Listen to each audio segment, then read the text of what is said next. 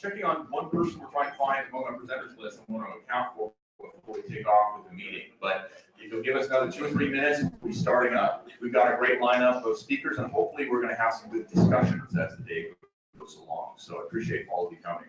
I may as well introduce my advisory committee, and I'll go in a few more minutes and explain what the organization is, why we're hosting this meeting, and then we'll get on to the more interesting business of talking about wildfire and the various tools that we have for managing the state of California.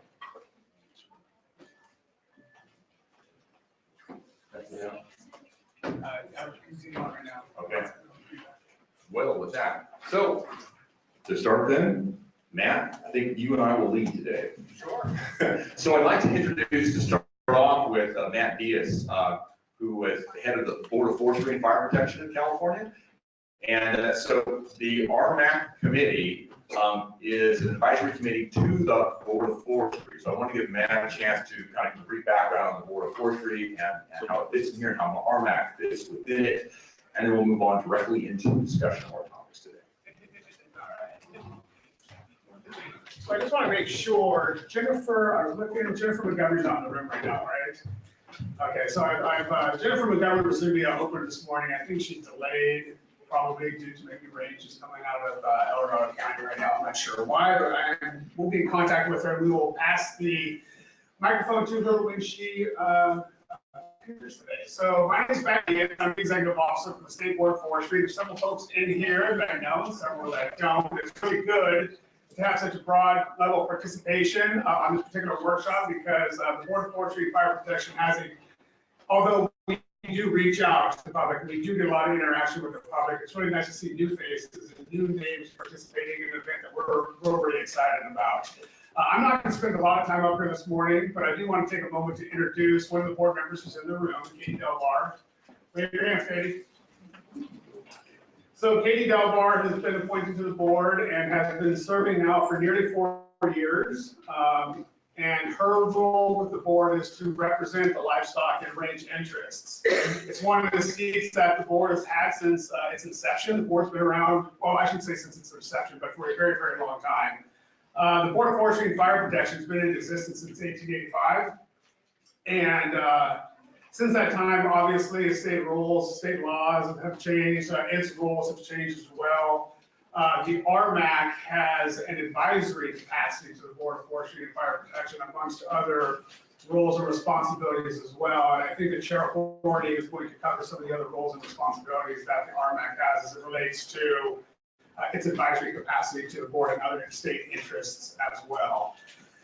So just a brief background on the Board of Forestry and Fire Protection.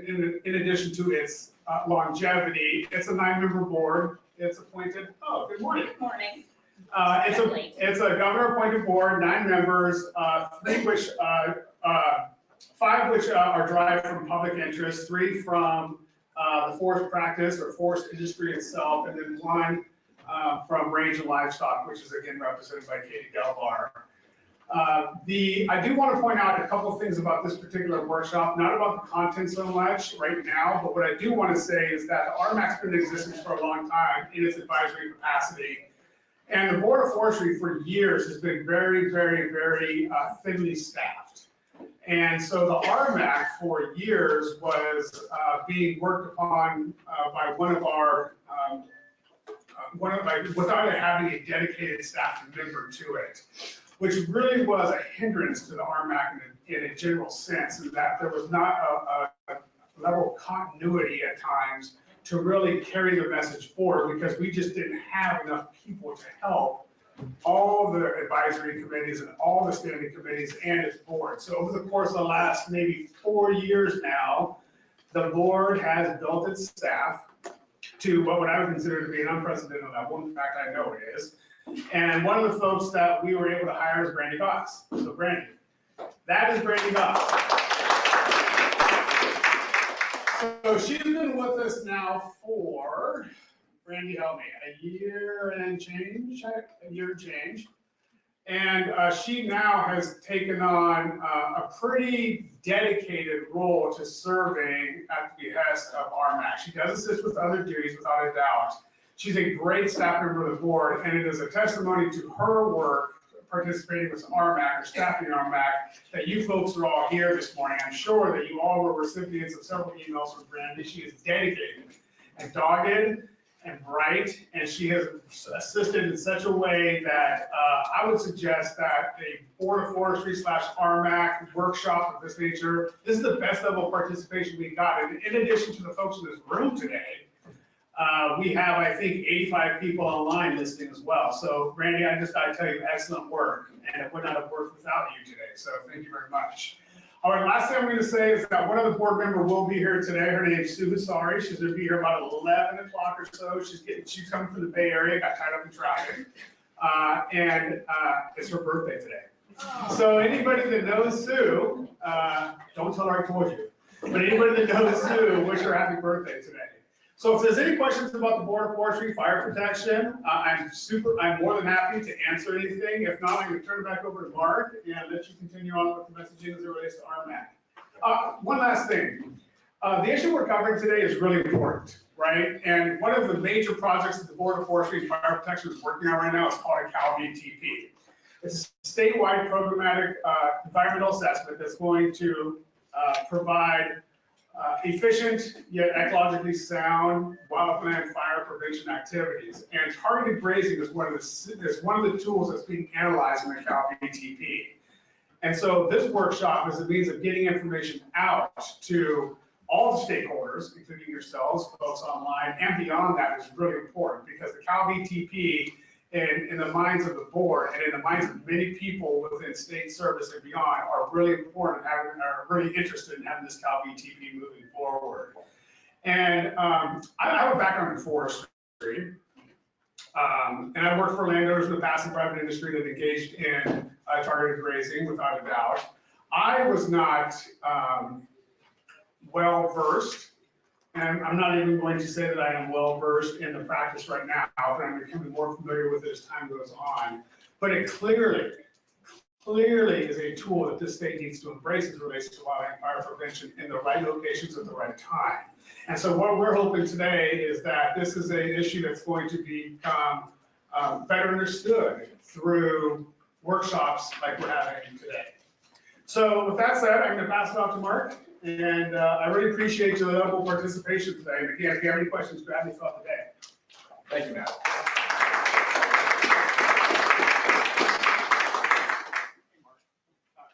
I know. Yes. See, if we could have if we could jump back to the agenda slide that we had previously. So now I think I'm going to take a pause. And so now that Jennifer Montgomery has joined us, I'd like to introduce her and allow her to give her opening presentation for us. So Jennifer, if you could please step up, and I'd be happy to yield the podium to you. Thank you. Thank you, everyone. I'm short, so I'm just going to pull that down. I am Jennifer Montgomery. I'm the director of the Forest Management Task Force, which means I am responsible for breaking the forest. Which is also not true because I believe in automation, and so I use a Roomba. But neither of those things are true, and they are both bad jokes, so I apologize. But for those of you who aren't familiar with the Forest Management Task Force, I can provide a little bit of history. It was created through an executive order of Governor Jerry Brown in 2018, and it actually arose out of what was called the Tree Mortality Task Force, which was created in 2015 in response to the drought and the bark beetle infestation, which you all probably remember began in 2010 and had some significant impacts on our forests. The Tree Mortality Task Force started with 6 sort of south central, that sounds like LA, but it's the Sierra Nevada, south central counties, and then it was expanded to about 10 counties at the peak of the drought and the infestation. And for those of you who've been in the Sierra, you know that we have probably somewhere around 150 million dead trees as a result of that drought and that bark beetle infestation. But we've seen that increase in tree mortality begin to slow and to stabilize, which is really a good thing, honestly. But as a result of the Tree Mortality Task Force, the Governor Brown and then Governor Newsom recognized that we needed to do something more about our forests generally, that we had many issues beyond just the bark beetle and the drought, that were challenges in our forests, but not just our forests, and that's why I'm here today. Really, pretty much every ecosystem in California is in need of better management for fire and other issues. But, you know, Governor Brown and then Governor Newsom have been very supportive of the efforts around just doing better lands management generally. So after the Camp Fire and the Carr Fire and the Thomas Fire and the Tubbs Fire and the Rim Fire and, you know, pretty much you name it, they're out there. We recognize that this was not just an issue with forests as we think of them as, you know, big, tall, piney trees. This is oak woodland habitat, it's range, it's chaparral, it's pretty much every kind of ecosystem you can think of in California. So the Forest Management Task Force was stood up. Our specific mission is we are dedicated to increasing the pace and scale of science-based forest management. But I really think about that as vegetation management, because as I say, it really does go beyond forests. And working to increase that pace and scale, and the state of California is shooting for 500,000 acres a year. The feds are shooting for 500,000 acres a year. So we're working towards a cooperative 1 million acres of vegetation management in California each year. And just as a little bit of context, our forests, which we define as forests, are about 33 million acres. So at that rate, it will take us 33 years just to get to the forest management, which doesn't include all the other kinds of management we need to do, and frankly does not include going back and retreating areas that we have already treated. But the Forest Management Task Force really focuses on 3 things as part of our mission. The first is public safety and community protection. Governor Newsom very focused on that. We are also focused on making sure that we do a good job, not just protecting, but restoring our natural ecosystems to a healthier state. They've, over the years, been allowed in some instances to kind of turn into something that they really have not been historically, and we need to figure out how to get back to that historic system. And then, of course, the third is sustainable economic development, which I think is where an opportunity to do rangeland management really kind of comes into the conversation for me today. And again, the Forest Management Task Force, we're just a place of convening. We allow federal partners, state partners, counties, cities, timber industry, conservation groups, rangeland managers, just to show up and participate in this conversation, make connections, identify where, for example, grant funding might be available, and really kind of be a place of convening so that people can have the appropriate conversations and figure out how we get to this 1 million acres a year in a sustainable fashion. So you may be wondering about the picture up on the screen. So before I came to this position, I was a county supervisor in Placer County. And this is a picture from Placer County up in the Forest Hill area. This is a community called Monteverdi Estates. And they, for about the past 6 years, have been very aggressively managing their community for fire safety. I never say fire safe, I say fire safer, I say more fire safe, because given the right opportunity, anything we do is not going to be successful. But everything we do to making the opportunity for a catastrophic wildfire occur, anything we can do to minimize that is really important. And this is just one example of the things that have been going on in Placer County. But, you know, goats, which are shown on the screen here, are really just one way to manage rangelands and, frankly, forests. Placer County, as most of you probably know, has a very strong agricultural history. A lot of it, unfortunately, being lost to conversion of our wild and agricultural lands. But I think there, again, are opportunities for range managers and range management that will actually help stop that conversion from treetops to rooftops and keep the treetops and the grasslands and the rangelands. So one of the things that I did over the weekend, because I am not a rangelands person, this is not my background, and I'm not going to pretend to know a lot about rangelands, but one of the things I did was do a little bit of research online, and the new business opportunities that I really came across online just took a little tiny bit of Googling, and I Googled, I don't even remember exactly what my search terms were, but it was apparently something to do with goats, because I came up with the Goat Works, City Grazing, Rent a Ruminant, Rent a Goat, and yes, we rent goats. All those places that actually offer as a service to cities, counties, the state, the feds, grazing services. But it is truly more than just goats that we need to be thinking about, although this is a goat picture, I recognize that.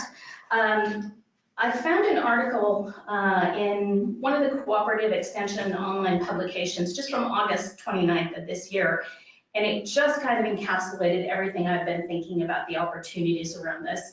And they wrote, different species of livestock prefer different forages and graze them to different heights. Cattle tend to be intermediate grazers. They graze grasses and legumes and bite with their mouth and tongue. Sheep and horses graze closer to the ground than cattle. Sheep and goats eat forbs, which are brushy plants with a fleshy stem, and leaves better than cattle or horses. Cattle and horses tend to graze grasses better than small ruminants, such as sheep and goats. Goats are browsers and prefer to graze with their heads up. And browse is actually, and I'm sure you guys know this, so I apologize if I'm telling you things you already know. I learned this. Browse are the tender shoots, leaves, and branches of trees and shrubs that are acceptable for grazing. So when I read that, I was like, okay, we're going to get animals on the land that take care of the light flashy fuels. We're going to get animals on the land that kind of take care of that intermediate ladder fuel system. And that's going to help us get back to a much more fire-safe ecosystem. Again, whether it's grasslands or whether it's kind of that intermediate mix between oak and grass or oak and pines. And I'm really excited at the thought that we can reintroduce these management treatments onto our lands. But beyond the domesticated herbivores, I think there are also some opportunities to think about reintroducing native species whose ranges have been diminished over time. Elk, American bison, antelope, bighorn sheep, all used to range much more freely in California. Now reintroducing them to areas where they no longer exist, a little bit scary. They have some diseases that we really need to be careful about not introducing to domestic species. But I think carefully considered reintroduction of those animals and greater use of the domesticated animals that cattle, sheep, and goat ranchers have really will help us in our overall efforts towards creating this more fire-safe community. But I think for the domesticated folks who have cattle, sheep, and goats, this is an incredible marketing opportunity, honestly. I know a bunch of people, I was just in my 40th high school reunion in Palo Alto, so yes, I'm one of those Bay Area people. But there were lots of folks at my high school reunion talking about how they only eat sustainably raised and harvested meat, or they only, knit sustainably harvested sweaters. And so I think there's a real, I know, seriously, it was a little freakish after 30 years in Placer County. But I think there is a market out there for specialized goods, meat, milk, cheeses, wool, that can not only be marketed as sustainably raised and harvested, but as animals that helped us do a better job of protecting our communities from fire. And so, I think there's some incredible opportunities out there for all of you. So that's really what I had to say today. Again, not a rangeland management person myself, don't have any experience in it, though I have a number of friends who raise goats and sheep and cattle. Really want to encourage you to think today about how we can expand the footprints, both of domesticated ungulates and also native species, which could potentially be reintroduced to help us in this process. I am a recovering politician, so I'm going to shut up and stop talking now. Did you want time for questions, or should we just go on with the meat of the meeting? Oh, I'd be happy to allow a couple of questions if anyone has any. Okay, any questions? Yeah, I just have a basic question on, I'm looking at all the different organizations. I'm hearing a voice and I'm not seeing, there you are. I'm trying to figure out the relationship. So I see that you're the Governor's Forest Management Task Force, and then I see the Grazing Management Advisory Committee, and I see on this several different organizations. Could you just give me kind of like, maybe rudimentary for some of you, but just a basic relationship on how you're all working together and what that looks like? Yeah, did you want to? I can cover what you don't feel comfortable covering. Okay, what I can tell you is the Forest Management Task Force is me. I don't have staff, I don't have a budget, and what I do is I convene anyone who is interested in having a conversation around how do we better manage our lands, primarily for fire safety, but specifically for community safety, ecosystems benefits, and economic development. And my perspective is I work very closely with the Board of Forestry.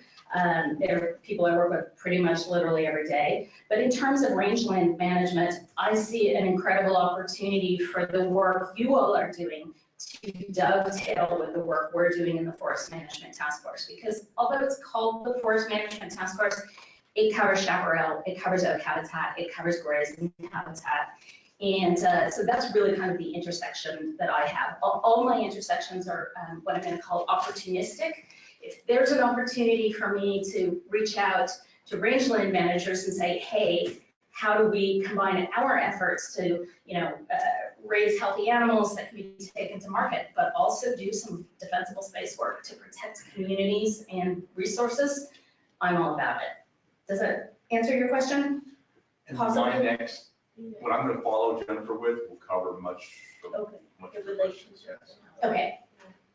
Anybody else? Yes? Are there any members from the U.S. Forest Service here and or BLM? Over there, yes, I see a few actually, yes. And right behind you. Be careful, they are right behind you.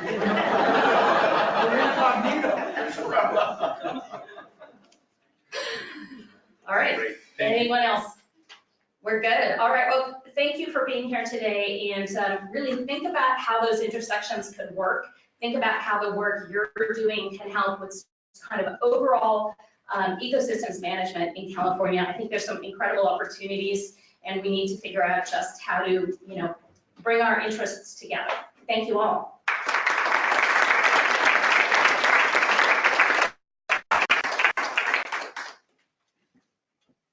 All right.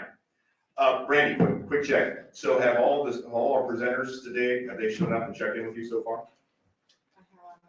Everybody for the first section. Great, okay, then we'll get rolling along. All right, so my job as the RMAC chair is to make sure this thing runs on time, and the most important part is make sure that my part runs on time. So we're getting close to it. So here's what I want to do. We can go back to that introductory slide set that I have. Perfect, and I'm going to assume that my remote device here is going to work for me. All right, so real fast, I want to explain what RMAC is, or the Range Management Advisory Committee. So, quick for you, and unfortunately, because I really like to walk around, I'm going to be slave to this microphone. The Range Management Advisory Committee was established by state statute. So it's in state of California law that it must exist. It functions as an advisory committee. And I've just realized the folks online are not going to hear me when I'm talking with my mic. So here we go.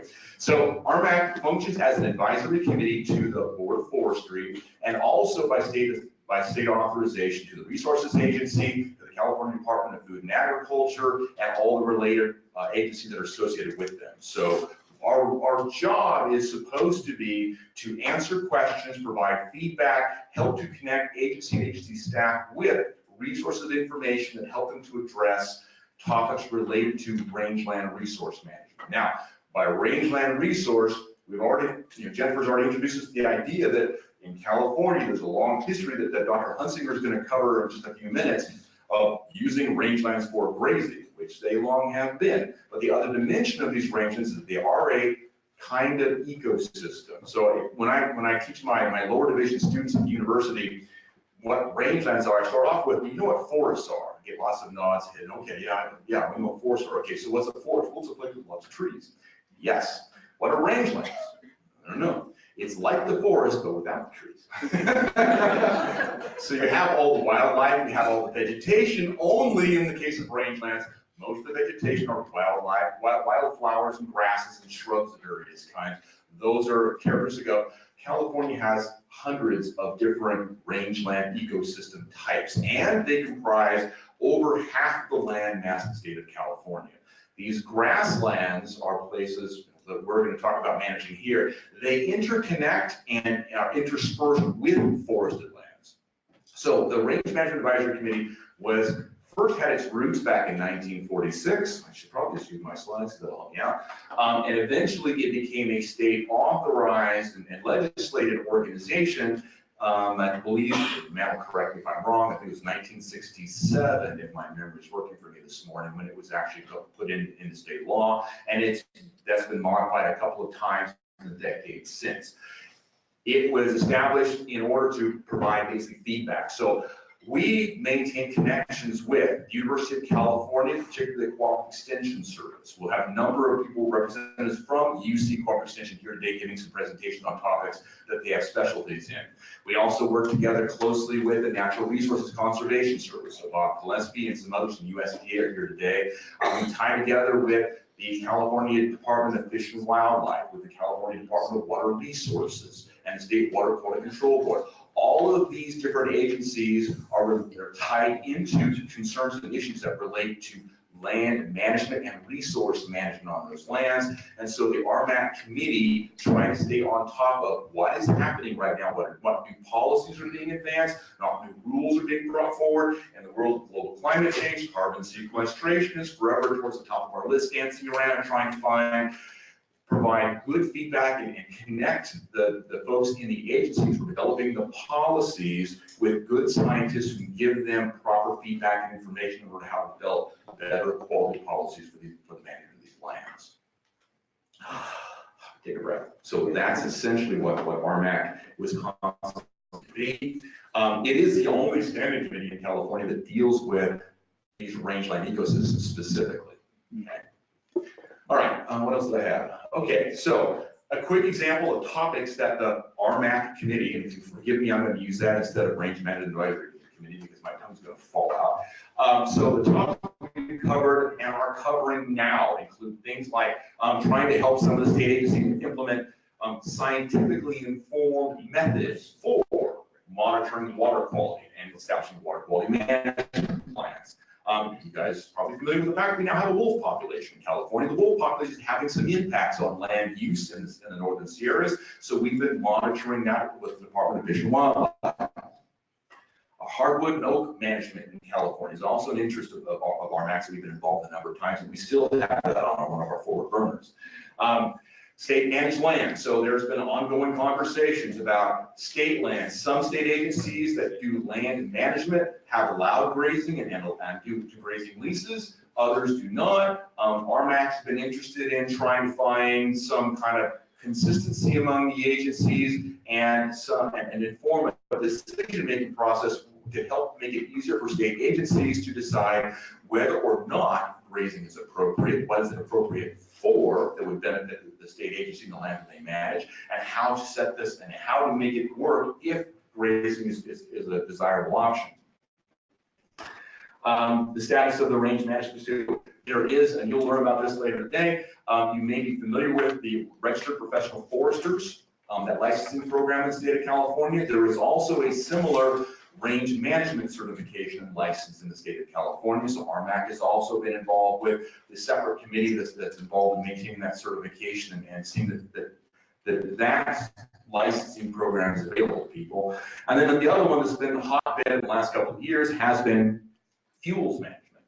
And the members of RMAC have been familiar with the long history that's formerly CDF, now CAL FIRE, has had with, in rural parts of the state, livestock grazing was considered to be a bit of a benefit for fuels management. And in the last decade or decade and a half, as Jennifer had noted, there's been a great increase in interest in not just having livestock, grazing out in the field, but bringing them in closer to buoy areas and populated areas to use the animals strategically to manage fine fuels and brush to be able to come up with, I guess, I don't use the word so much anymore because it's getting warm on my tongue, but sustainable long-term management of fuels, okay? So if we want to control fuels, usually what happens is a community or fire safety council gets a grant to do in that short window of time a project to reduce fuels. But you know, as Jennifer said, the fuels grow back. And the trees take a while. You may be able to do the fuel treatment and come back a couple decades later, you've got that much time. But in the case of shrubs and even more so herbaceous plants like grasses, they're coming right back on site within the next couple of years. And so having some economically sustainable means of maintaining those fuels is an important thing. It just happened that in the California's vegetation treatment program that was being run by Cal Fire, that grazing was not a component of that program. And so we thought that it would make sense for this tool to be added to the program and give it some more, allow the public to be more familiar with the fact that grazing is an option. It's not an option for everything or everywhere or at all times, but it is an option that should be considered in many cases. Okay, so real fast, I'm gonna go through RMAC. So Brandy, could you run out to the front and chase whoever's at the desk and out there inside? And I'm going to go through and just quickly identify members of the RMAC committee. So current committee members right now. Brent Kramers, are you in here? Probably out of the table, so I know he's here.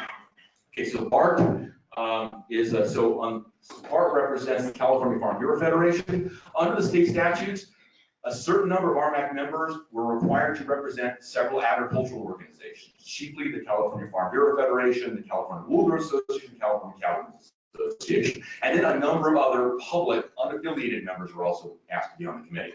So, Bart? Okay, so moving on, Lance Criley. Thank you, Lance. We're one of our Forest Service members. Myself, so I'm a public member, I'm a faculty member and researcher at California Polytechnic State University at San Luis Obispo. Cheryl Landrum.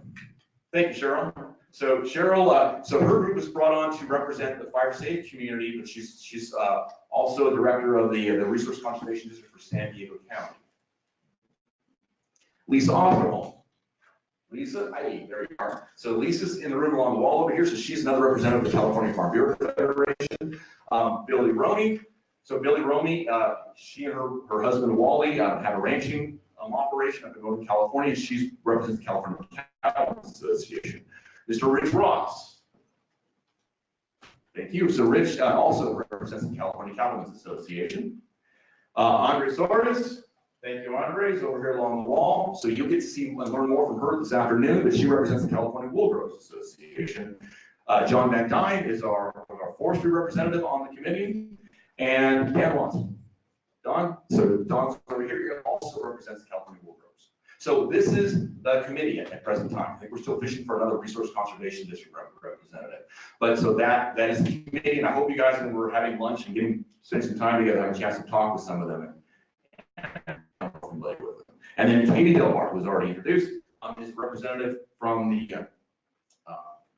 California, the Board of Forestry to RMAC. Okay, so here we go. I'm going to get to the end of this real fast. So the purpose of the workshop was, one, RMAC had printed a white paper, which is in the materials you were able to pick up, on the use of prescribed, and the paper's called prescribed herbivory. I'm going to use the word grazing because that's more obvious what I'm talking about to many of you. So prescribed grazing for the management of fuels. And so we did, members of our committee that were Bill Burrows from Tehama County and Brittany Cole Bush did a literature review and put together a white paper describing what was known back in 2013, 15 when we put the paper together on the use of grazing for managing these fuels. We wanted to see that get moved into the upcoming redevelopment of the BTP, which it's going through now. We also realized that in order to have grazing used in a thoughtful, intelligent way, that people need to be made, one, aware that there were opportunities for doing it, but folks also need to learn about how and where and when to do it and get connected with the resources of the state of California that can teach and show them how to use grazing appropriately and effectively. So that's led to this particular workshop. To begin that process. Okay, so I should finish up my answer to the question that was raised before. So RMAC RMAC itself, we're all volunteer members. So we all give up our time 4 or 5 times a year together in meetings and talk through these different issues. We don't as a body, have the time to address these issues in any meaningful way. What we attempt to do is pull together different organizations and agencies and individuals who have the time, the expertise, and the wherewithal to actually do something to address these topics. So for that reason, you're going to hear folks from the University of California Cooperative Extension Service. And if you're not familiar with them, I'm going to have one of them, probably Sheila Berry, come up and give a brief background on what cooperative extension is. But they live on and work on the land with land managers and land owners. Their job is to help transfer knowledge about how to do farming and natural resource management to people who are actually doing it, helping to improve their practices.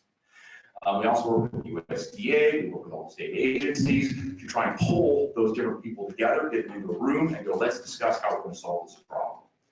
And so that's why we're doing this. So we deliberately reached out to a variety of people from different agencies to invite them to come to the meeting for the purposes of getting them all together in the same place to have conversations and discussions about, okay, is this an issue for you?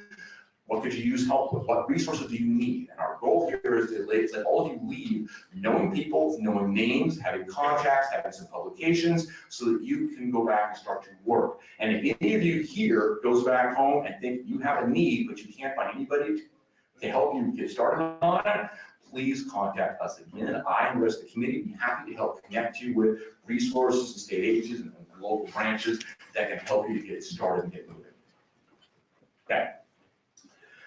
And there we go. Okay, so I'm in with this. So this slide. So this dates from the 1990s.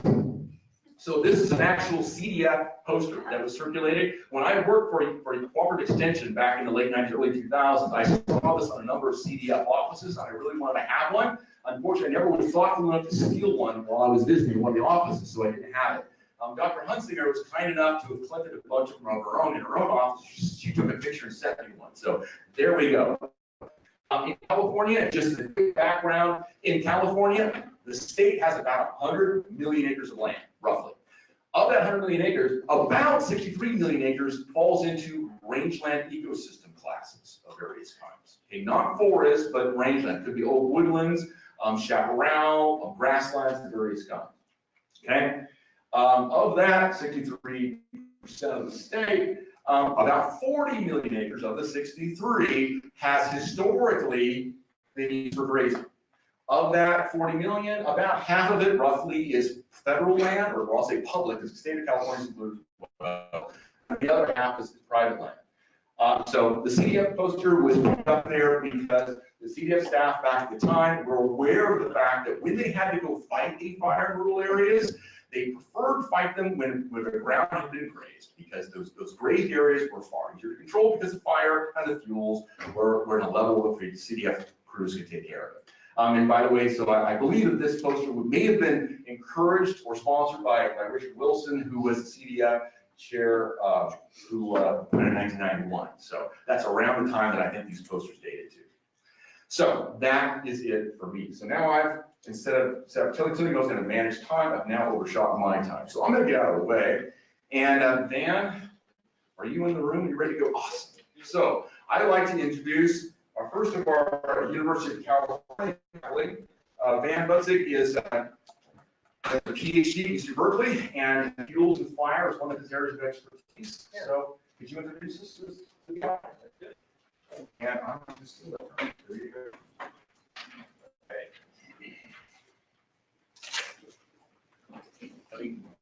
There we go. All right, thank you. I'm Van Butzig, Extension Specialist at UC Berkeley.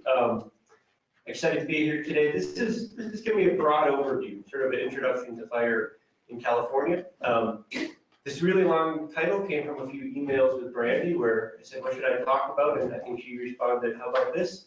I said, okay, that sounds like a good title.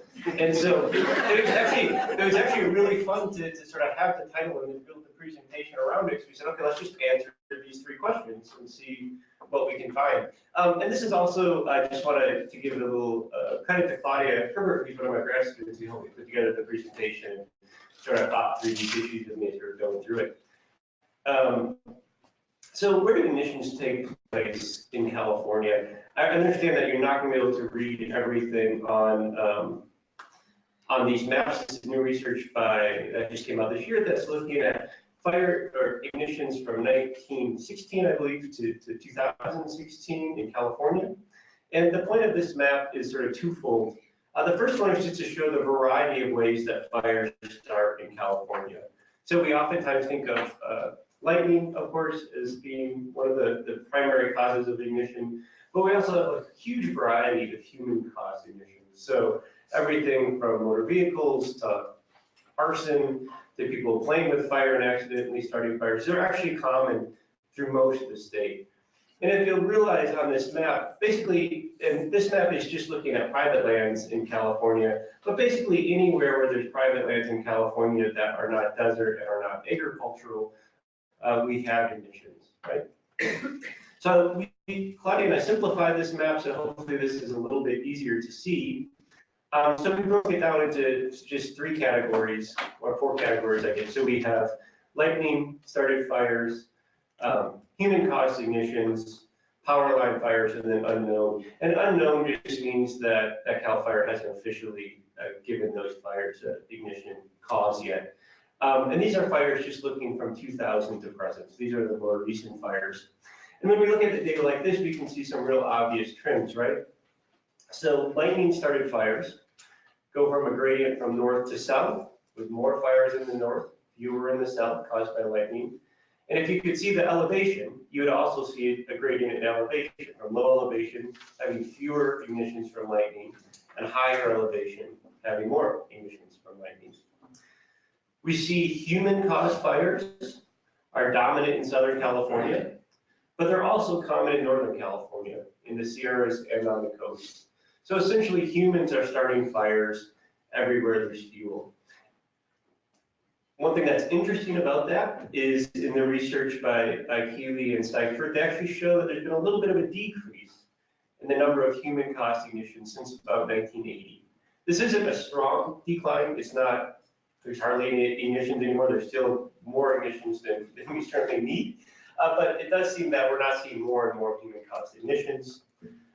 The one outlier in this is the ignitions from power lines, where we're seeing an increase in ignitions over that time period since the 1980s. And of course, we know that these are oftentimes associated with severe and damaging wildfires. So that's the story of where ignitions take place in California. The next question we wanted to address is which of these ignitions become severe wildfires? And Claudia and I were having discussions, and we actually did a little bit of research using different fire severity measures to try to sort of tease out if there are areas of really high fire severity. And it became really clear quickly that fire severity is sort of a tricky term to think about in terms of, I think, what we really wanted to get to in this presentation. So fire severity is actually a measure of vegetation after a fire. So basically how much green stuff is left. It works really well for forested areas. So, if you have a forest, you have a lot of trees, and you want to know, did all the trees burn, or did some of them live, or did all of the mature trees live? Severity is a good way to measure that. It's more problematic on grasslands, right, and rangelands, where it's real common for everything to burn, and yet a year later, the grasses are back. So, or 2 years later, or 3 years later. So it's not clear that what we really wanted to talk about in this talk was fire severity, because there are these difficulties with measuring it, especially across different types of ecosystems. So instead, I'm going to talk about damaging wildfires, so the ones that are having the most impact on humans in the state. And so if we look at this list of the top 20 wildfires, can you read that on the screen? Is it big enough? Yeah, sort of. Okay, if you look at these wildfires, what strikes me about where are the most damaging fires is it's literally everywhere in the state. Everywhere from, if you look at the top 20 fires, we have fires in San Diego County, and we have fires in Shasta County, right? We have fires on the coast in Ventura, and we have fires in Butte County. So when we think about where are there damaging wildfires in California, I mean, essentially, with the exception of some of the desert areas where we don't have much flammable vegetation, and the Central Valley, where we don't have a lot of flammable vegetation, there are damaging wildfires everywhere else. One thing we can think about when we think about damaging wildfires is not just where they take place, but when are they happening? What time in the year are we seeing the most damaging wildfires and the most fires in general? So this is some new research that just came out this year that's looking at the timing of wildfire, and these authors break it up into three time periods. So sort of a winter time period, a summer time period, and a fall time period. And what we see, looking across the state, one, we see a large increase in wildfires over the last 40 years. But the second thing we see is that going from the North Coast to the Sierra to the Central Coast and the South Coast, we see differences in timing of when the wildfires are taking place, right? And especially what jumps out is sort of the southern coast area where we have these large amount of burned acres happening sort of in this fall and winter period. Now there's some interesting things that this has to do with maps first. So January through April ignitions in California, that we don't see a lot of fires during this time. Our May through September fires, this is where we see the most acreage burned throughout the state, and we see ignitions both from humans and from lightning during this time period. And we see fires throughout the state. And then when we get into the October through December ignitions, we see fires more common in Southern California, and we see more human ignitions either through power lines or through other causes. And if we think about these fires and the damages and sort of the severity of wildfire, one way to think about this that's been brought up more and more is the idea of wind-driven fires versus fuel-driven fires. And these are seasonally different types of wildfires, and these fires behave very differently. So our fuel-driven fires are what oftentimes people think of as wildfires, right? These are oftentimes in forested ecosystems, and they're oftentimes, trees burning, and oftentimes the fires are spreading because we have overly dense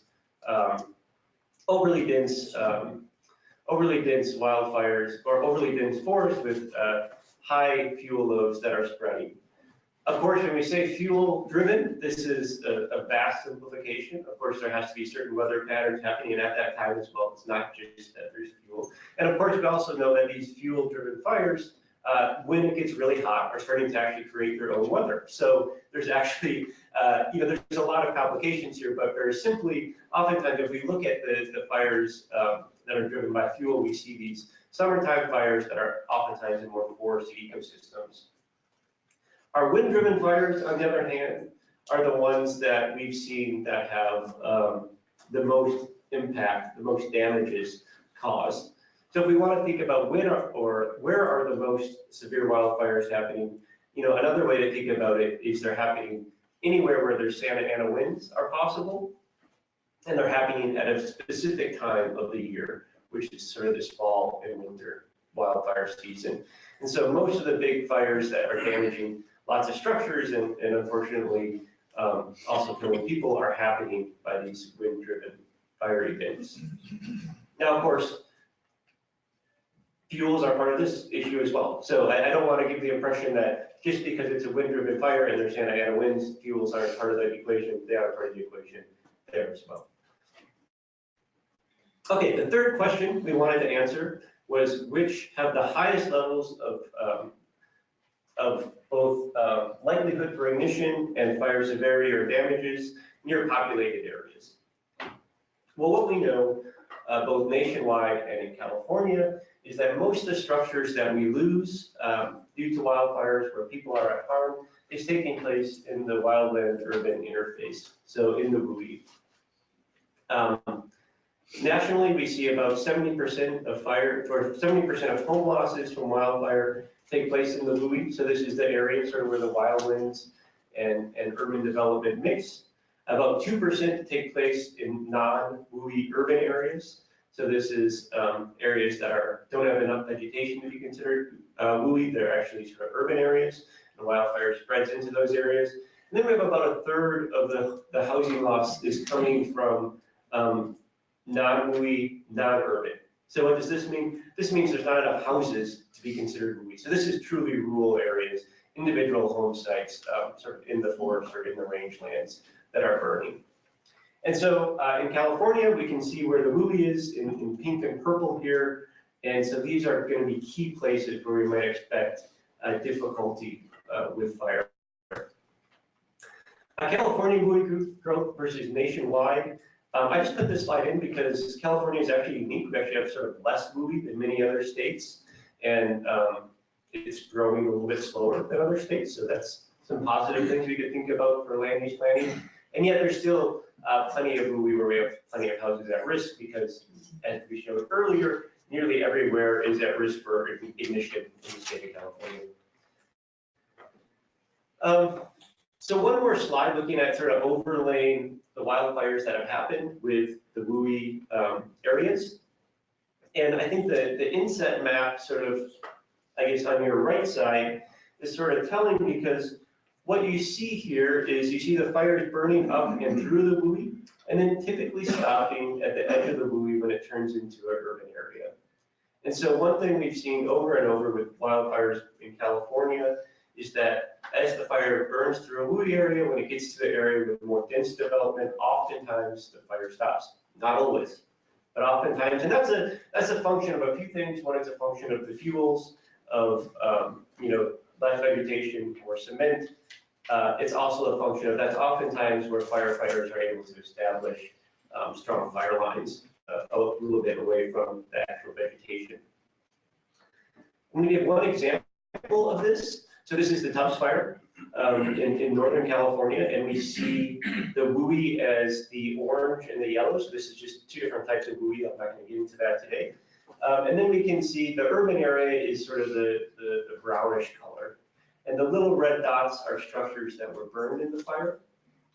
And so what we see down in the urban area that burned, that's the Coffey Park area, which was an area of home-to-home ignition, most likely, where basically the wildfire spread house to house. But even in this, sort of example, the majority of the homes that burned were still actually WUI homes. So even in this extreme example where we did have sort of an urban conflagration that happened, the WUI homes were still the most likely ones to burn.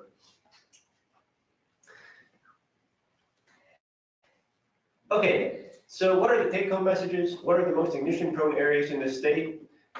Nearly everywhere in the state with people has ignitions. We see trends in lightning from north to south and elevation from low to high. But we also know that there's very few spots in the state that are not prone to fire ignition, either from humans or from natural causes. Where are the most damaging wildfires? Just like with ignitions, there's damaging wildfires in most of the state.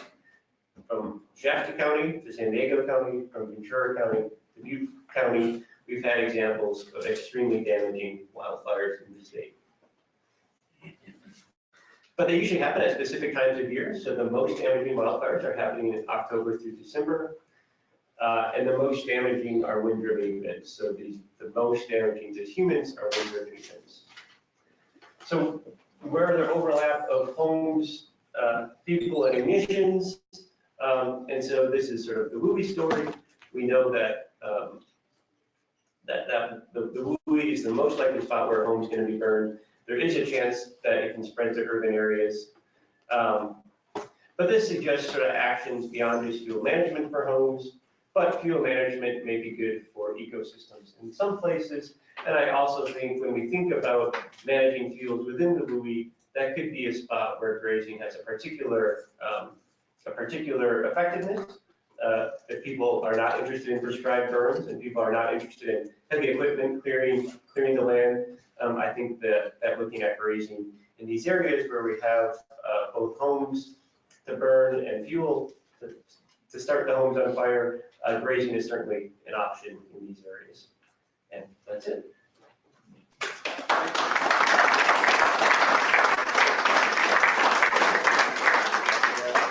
I want to keep things moving along, so I'll say that for all of our speakers,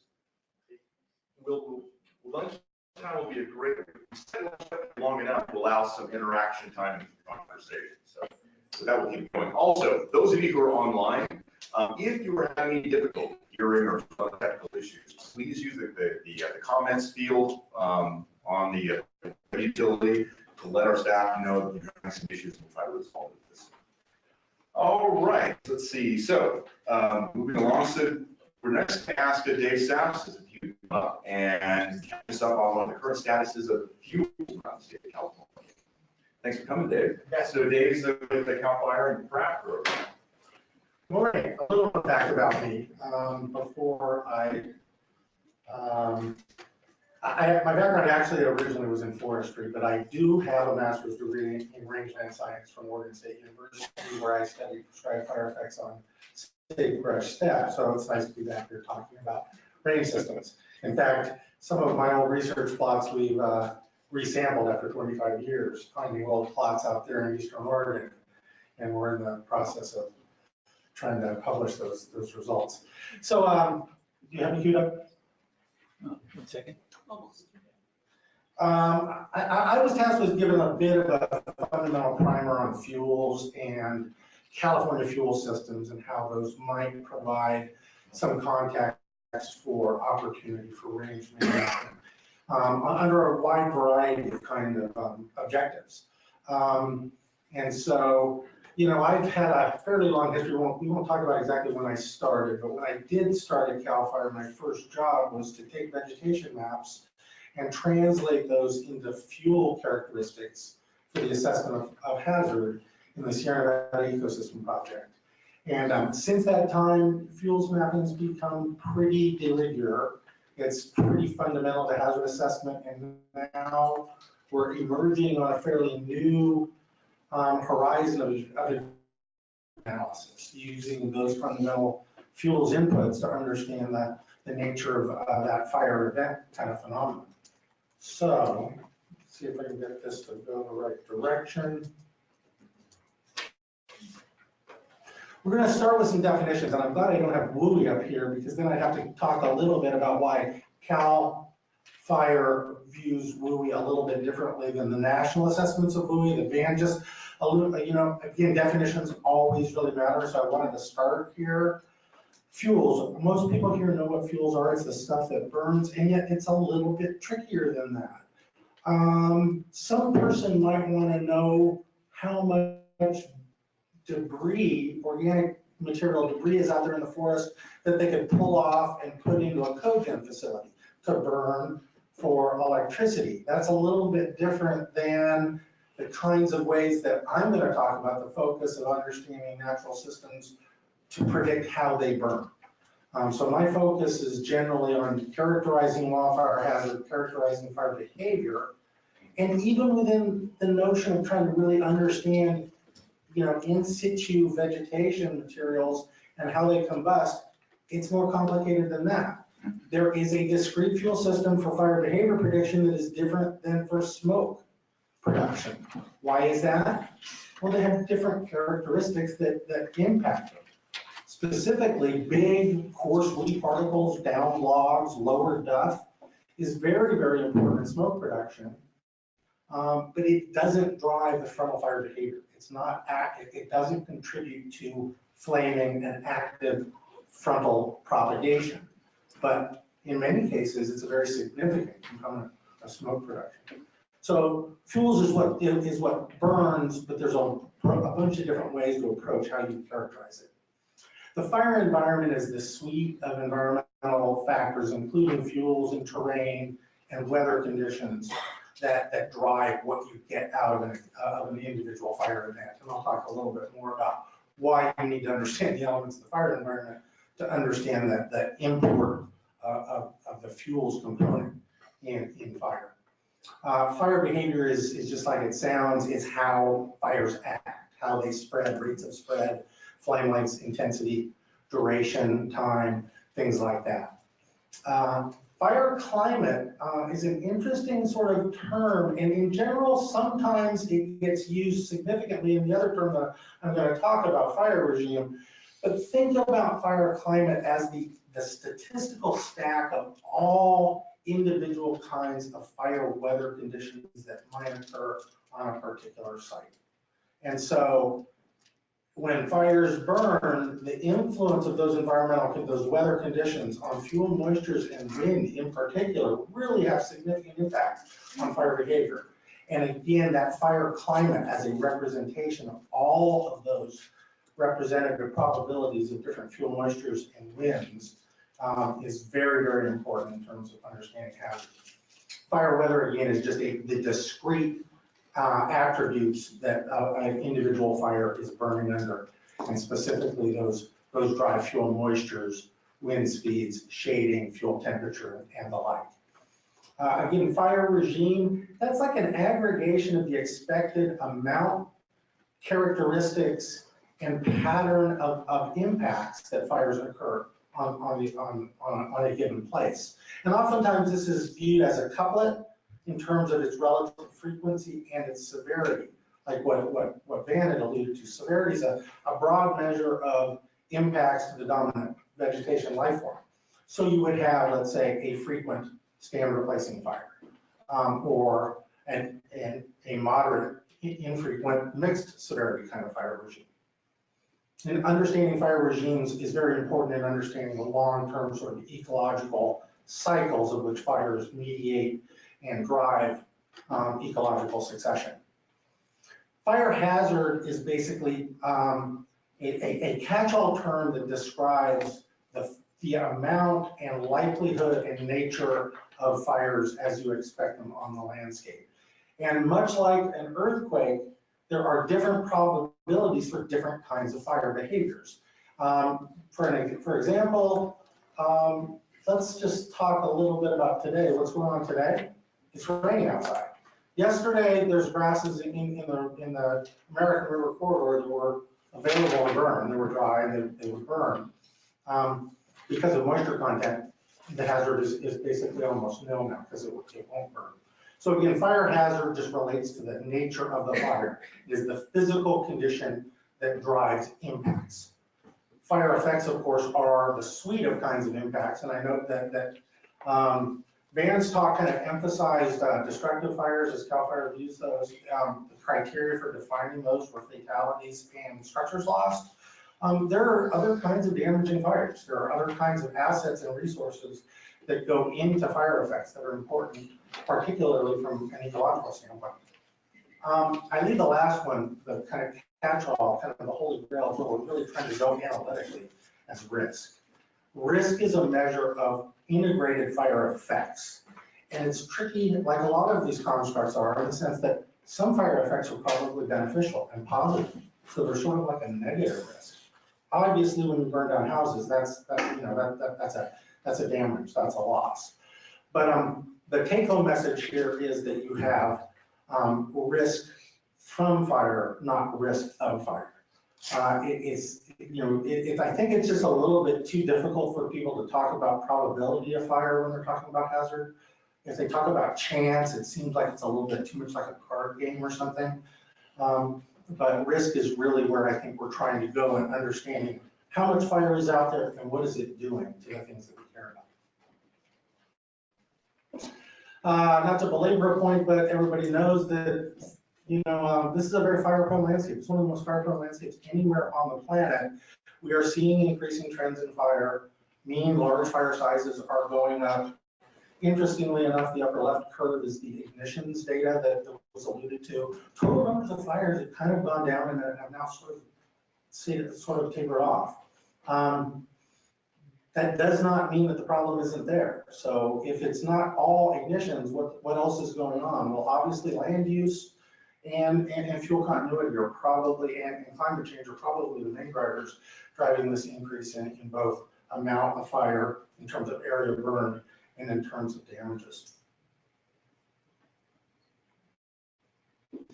Of course, I would have liked to, if I'd had a couple hours, I could have probably talked about every discrete kind of fuel system that I sort of view and try to understand and model in the state. And from a fire behavior standpoint, in Cal Veg, we've got about 110 discrete kind of vegetation types.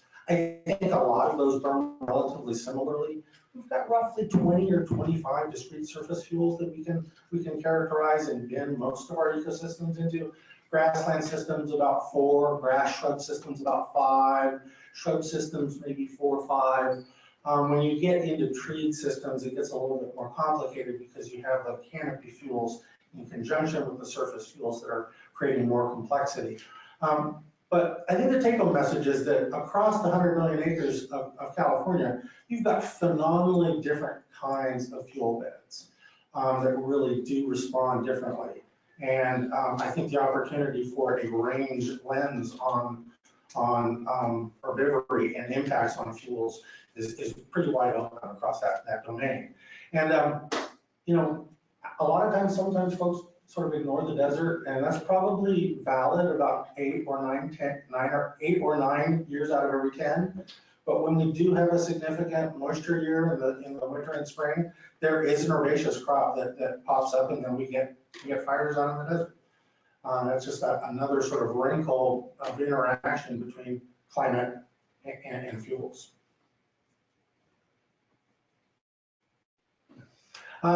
You know, fuel beds from a fire behavior standpoint have a number of basic first principles that drive fire behavior. Oftentimes people talk about loading, that's the amount per unit area, mass per unit area as heavy or light. That's one certain important consideration. And in general, if things are not otherwise very, very strange, more mass definitely tends to lead towards higher hazard. And more difficulty in control, but it isn't certainly the only feature.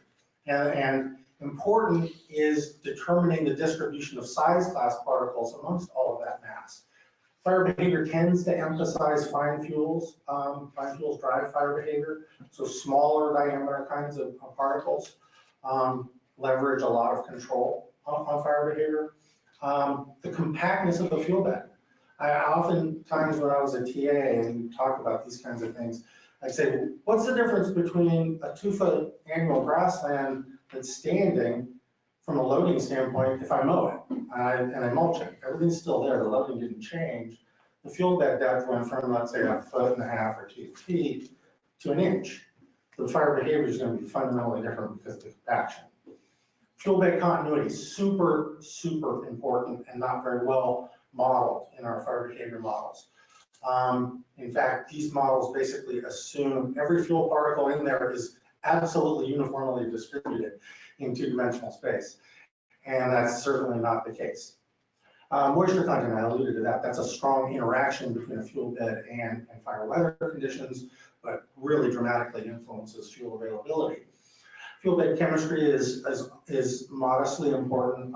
Some fuel systems are just more flammable. They have more waxes, more volatile components that lead to flammability and ignitability and combustibility.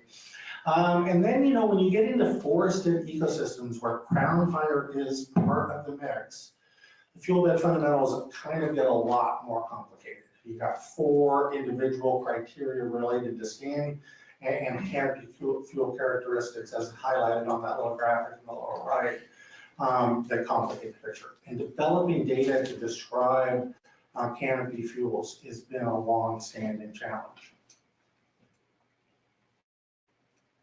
Where do you get fuels information?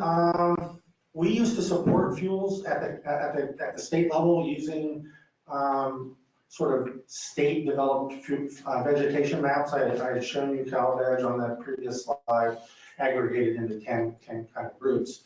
That occurred up until about 2010, and then a national program sort of superseded us called Landfire.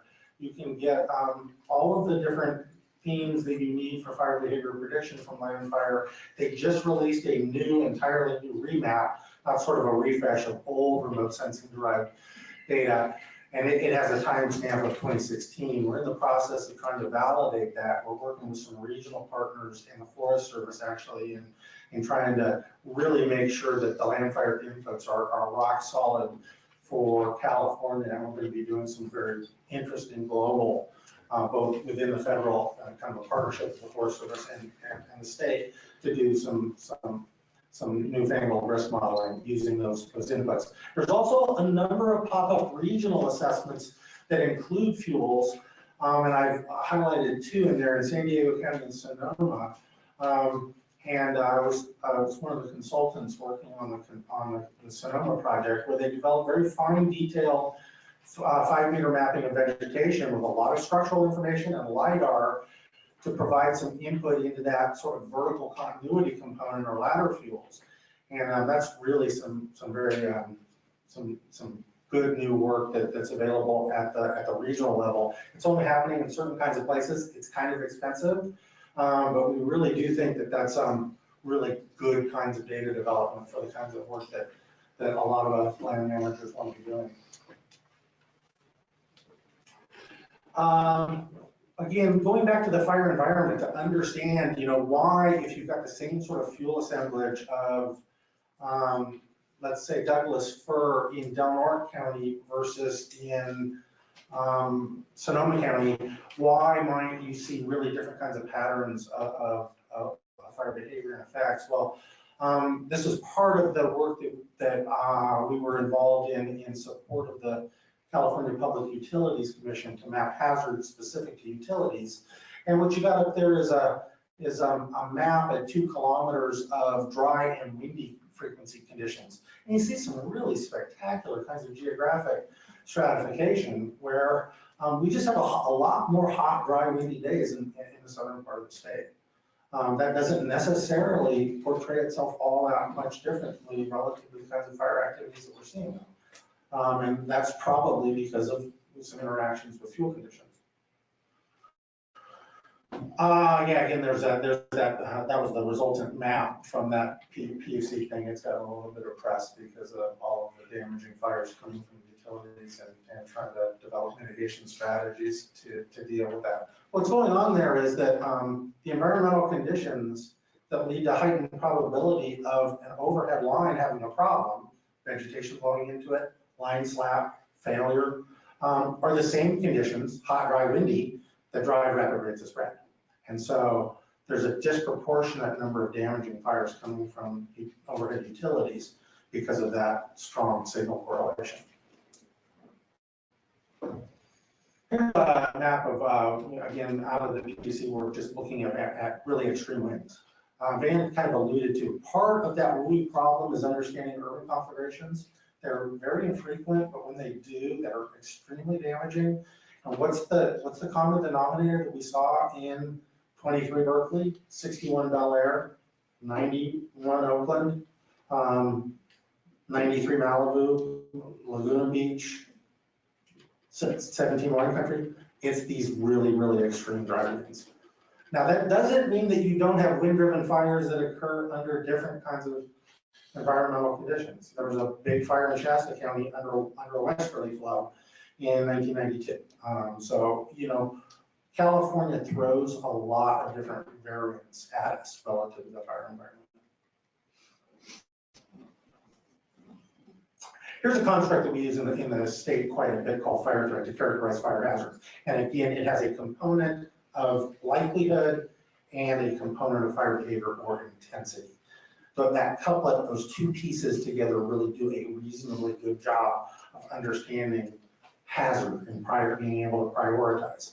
We're now able to actually sort of parse this kind of a construct out much more discretely into individual fire events and probabilities of particular conditional fire behaviors.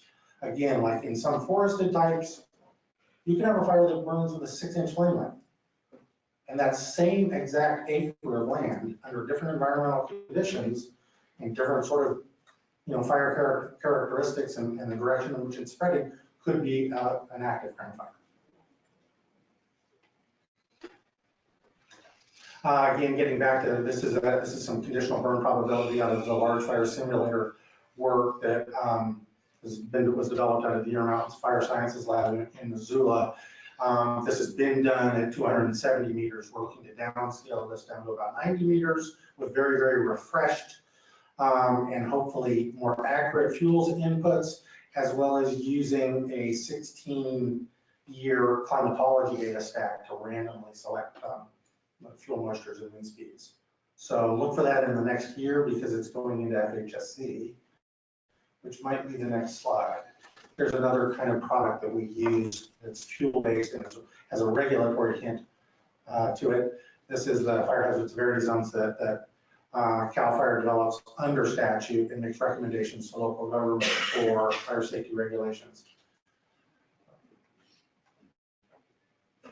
Obviously, we're trying to really push this information out to the public a lot more. So we're developing some hazard and risk tools and framing them up using web delivery portals, map portals that look a lot like Google. So you can kind of zoom in and toggle things on and off. The one on the left is just a viewer for FHSC. The one on the right is a priority landscapes for ecosystem services, wildfire risk ecosystem services.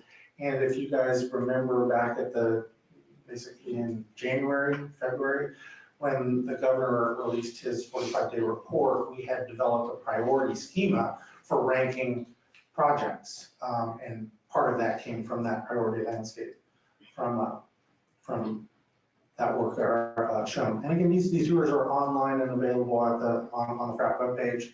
Probably if you just Google on FRAP viewer, you might get there. Otherwise, go to FRAP and then look under the GIS tab, and there's another tab called viewer.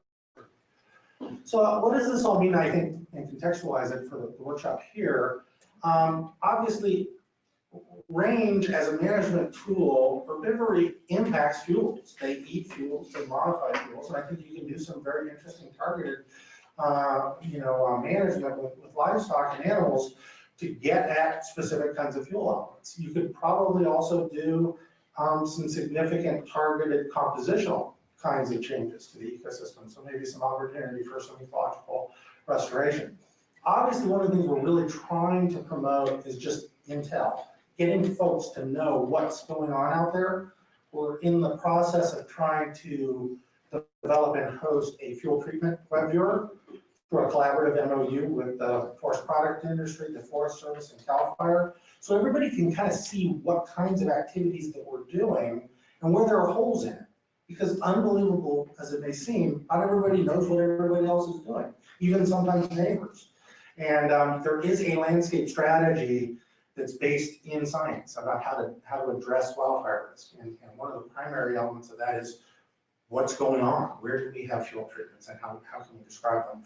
And I would love to talk to anybody that has ideas about how we could capture herbivory into that mix. Because when systems are grazed, when grasslands are grazed, you have fundamentally different kinds of fire behavior. Fires can typically spread, but they're much more easily suppressed, and they don't have the capacity to do much damage. Obviously, hazard mitigation is a main focus there, but ecosystem restoration through targeted grazing for degraded sites maybe. So culture, there's been a fairly long-standing use of animals for herbaceous control in plantations. And there's others that I haven't even maybe thought of, but other speakers will likely address as the workshop unfolds. So that's all I had, just sort of a little bit of a background, and I think I don't know how I did on time. Did okay on time? Fantastic, amazing. And we're gonna hold off for questions. Yeah, although you dropped a lot on us, so before we go, if anyone has any clarifying questions about what he blew through, if you have detailed questions, we'll have to catch him later on. Yeah, call me, because that happens a lot. That's what happens when you work in a field for 35 years. Things that seem simple to you aren't, and it probably shouldn't even be simple to me, but if there are any questions, please. About near your closing, you mentioned you're gonna, the right hand not knowing what the left hand's doing, and so what is it you're trying to pull together there? Well, we're currently in the process. We've got an MOU. We're going to be hosting a web viewer that's going to have completed, sort of planned, high likelihood, sort of CEQA kinds of environmental review done, and then forecasted treatments. Just getting a map viewer that says who's doing what, where, what has been done, what is being planned. Because again, part of our issue is one of communication and knowing what the opportunities are based on what other folks are doing. So how are you gathering your information about where grazing's happening? Well, we don't know anything about I can't speak to that, actually, that was probably a misstatement. There very well may be some range projects that would come in under this program. The majority of them, I think, are gonna be mechanical, potentially some chemical work and prescribed fire. But ideally, I broached it because the issue here is where have fuels been modified such that we can understand it and take opportunity to put those into a landscape framework that says, what's the nature of my fire problem here? How can we plug these kinds of gaps? So why is grazing not part of that? I just don't know that it had been explicitly brought to the table. Again, this largely came out of forest centric kinds of discussions and forest vegetation types of treatments. So will it be? I'm opening it up because our shop is doing the data collection and building the tool. So if the committee wants to contact us and explore how we could get that information, I think they would really be interested in it. Randy got that for an agenda item for next meeting. Lynn. I think it's interesting you're talking about right hands not knowing what left hands are doing. I hear from people who work for various land management agencies that we don't think grazing works to control fire. But when you talk to firefighters in the field, they say, well, we have to make a stand. We like to find an area that's been grazed, especially in brushy areas. So it seems like the people in the field know very well that it's a good strategy. And I would argue that I think having the documentation of the treatment in place and being able to pull up case studies where fire control was made available through these kinds of treatments really provides a counter to the notion that, and I've heard it too reflexively, it really didn't do what it needed to do. And yet I don't know if that's just looking at the fuel beds and making an appraisal of the fuel condition or. I think that's a whole other question. I'm just saying when you talk to people in the field who are actually fighting fires for those cases, in terms of why the other stuff is complicated by the fact that we don't now do much grazing for fire management. If you want grazing to show effects for fire management, you have to do it in a way where it'll be effective. And you have all kinds of information about where fire is likely to happen, which would really help with designing grazing strategies. Yeah, and again, we do, we're really sort of keen on developing inputs into prioritizing treatments, whether they are prescribed fire or herbivory. The notion there is still the same, some combination, but always a hazard reduction component coupled with some sort of an ecosystem health enhancement component. Okay, we'll take two more questions. We got. And I'll answer the question. Yeah. Okay, what has happened from, let's say, the 1970s to now, that we're getting all these catastrophic fires?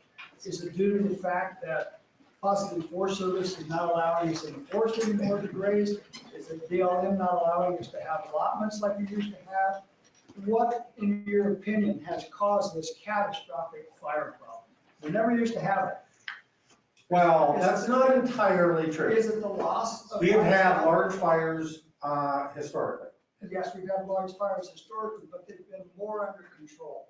Yeah, and I think there's a number of features coming to bear, and again, it's very, very complicated in terms of understanding any given fire event. You've got the notion of where does the ignition occur and under what kinds of conditions. And both of those are stochastic. Both of those have elements of randomness to it. There is a good body of evidence to suggest that climate change is influencing the fire environment to promote larger, more intense fires. Fuel continuity is greater than it used to be. I can't speak directly to the impact of reduced grazing allotments because I don't have that data. Is that due to loss of logging, loss of grazing? I think there's a potentially, because both logging and grazing modify fuel systems. And there hasn't been a lot of active management in a lot of forested types. And what happens without anything? Well, and remember, I didn't mention this, this is worth mentioning. In fire regime, it's climate, vegetation, and ignitions that drive that. Well, in a modern fire regime, you know what else is going on? Suppression. We are removing certain kinds of fire behavior very effectively and basically pushing the distribution to more extreme kinds of fire behavior. So all of these things are probably contributing to what we're seeing. But I think most of us that have been studying this are kind of still puzzled by the level of sort of a step function, if you will, that we've seen roughly around 2000, where we're seeing really tremendously higher rates of burning, higher rates of high severity patches and things like that. Yeah. Now we're getting into good discussions for lunch if you're able to hang around. So, and I would just reminded you, if you want to ask a question, please do, but state your name so other folks can hear. So if your last question. Sure, Tadashi Moody with CAL FIRE. I was just wondering with the maps that like Van was showing and some of the hazard stuff, if there's ever been an inventory of where opportunity for grazing occurs with sort of the modern landscape of fire hazard and risk, I guess. Overlay of those two things to look at the. That's a great question, and Tadashi works with me, and we build these priority landscapes, and we did not look at range opportunity. In the interim, I found one of our staff members, Rich Walker over at Santa Rosa, has developed a model for range productivity that's sort of, mechanistically based. And that seems to me like it's got productivity, we've got some hazard components, we could actually even have some vulnerability components in there, like we've got in the PLs, and we could probably develop a surface that would say, range activity here would be really, really good. We really need to roll on. I know there's good questions to be Well, I asked. guess I feel good about that. Yeah. Thank you very much. Okay, so, come on in. So, Lynn, so now we're going to transition phase. So we gave, those of you who have less fire fuel expertise, we kind of gave, the last couple speakers kind of get you warmed up, so to speak, to some of the underlying issues with fire and fuels management. So we invited Len to come tell us a little bit about practices that are commonly used for managing fuels. And so that's going to roll us into grazing. Now, grazing, we're not here to promote grazing as being the tool for controlling fuel, but it is one member of what's a tool set. And so hopefully Lynn can kind of walk us through some of those other tools. Sure. Thank you. And my name is Len Nielsen. I'm the Southern Region Vegetation Management Coordinator. My counterpart in the north is in the audience. Her name is Shannon Johnson. Shannon, please raise your hand. And at the end of the PowerPoint, there's a contact for every unit forester or BMP forester and pre-fire engineer, which are the two people to primarily contact in your CAL FIRE unit. Again, I'm Len Nielsen. I'm actually officed out of Fresno, but I cover from Sacramento all the way to the Mexican border. And we're going to talk today about fuels management programs. And I'd like to kind of say programs and or options. Oops, that was too far. So what is fuel reduction and what are these options? Well, one of the goals to this program and what CAL FIRE is really focusing on in a large effort right now with new legislation and new efforts is to treat areas that are brushy, like the slide on the left, to be more like the slide on the right. It's the ability to see the forest through the trees. That ability to see the forest through the trees gives that forest, makes it more healthy. It's better managed. It gives us ingress and egress advantages. It gives us grazing opportunities. It gives us the ability to manage the land for multiple uses. And the other type of fuel break is the one you see in the bottom middle, which is in lieu of fire. That fuel break is about 150 feet wide and it's bare mineral dirt. Now, there's time and place for both types of fuel breaks. And there's programs to do both on private property as well as public property. And this happens to be one of the fire lines that was for the Detweiler fire in 2017. So what are these options? Well, there's a vegetation management plan, which stems from the Chaparral Management EIR from 1981. There's the California Vegetation Treatment Plan, which is commonly called Cal VTP, which is coming out here shortly. It's brand new. We're waiting for a project or a place to apply the project. And it's a new EIR, which allows us to do projects through CEQA. An EIR project, let's step into and stay into this for a second. An environmental impact report allows us to do what's called an environmental checklist. So if you do X, Y, and Z and A, B, C for treatments on that property or on that land base, you will not have a significant impact. for CEQA purposes. If you can do that, if you can have these mitigations built into your plan up front, then you can do the projects. And cattle or herbivory works right into that as a practice that we can use. And so we can do that with the Cal VTP, we can do that with the VMP, we can do that with the fire plan project, which is something that the unit is part of their strategic fire plan for the unit for what they want to see and where they want to go in order to get projects on the ground within the local unit. The second half of that, you see that magic line there, how to get there is through permitting. There are several different kinds of permits, and I'll go into some of them today on how to get there. What does the landowner need to do in order to get a permit to do what they want to do on their land in a way that will help you and us in CAL FIRE? And then lastly is how to pay for it. Okay? It's an expensive thing to do fuel treatments on somebody's land. Your land, your neighbor's land, you know, the public land, federal land, it's expensive. It costs a lot. Sometimes it's, you know, herbivory can be considered about $150 an acre. That's cheap. Prescribed fire, about $150 an acre, sometimes $250 for firing when we actually put fire on the ground. Now the prep work before we put fire on the ground, that's the expensive part. Removing the brush, building the fuel lines, having the ingress and egress established. That's the expensive part. But there's help for that through grant programs as well as programs within the state that I'll go into in a little bit. But there's opportunity there for you to help your land, so then we can help California. Some of the grant programs. Well, there's a lot of different programs. We have the environmental review programs, we have state permits through forest practice, we have the Cal VTP, we have the strategic fire plan, and we have, of course, backyard burning type permits or burning prescribed fire permits that is allowed with CAL FIRE. Lots of different options for you as a landowner to achieve your goals that marry up with California's goals. I'm going to start with the vegetation management plan and what it does. Again, it was established in 1981 by then Governor Brown, and it established this environmental impact report that said if you have this environmental checklist, you can treat private property in lieu of making it more fire safe. I think it was Jennifer that said, or Jessica that said, you know, fire safer, not safe, right? There's always going to be a fire element in California. As was spoken earlier, the fire element in California is cyclic, and we're seeing that the last few years, especially with the dry regime, as these large catastrophic fires happening more and more. And there's a lot of reasons that we just showed with maps and whatnot, why these large fires are happening. And it depends on where you are, why that's happening. And you really have to drill down to that unit level. It's really hard to say why fires are happening across California. There's multiple reasons there. And they're very specific to the area. So you really need to drill down to that unit level.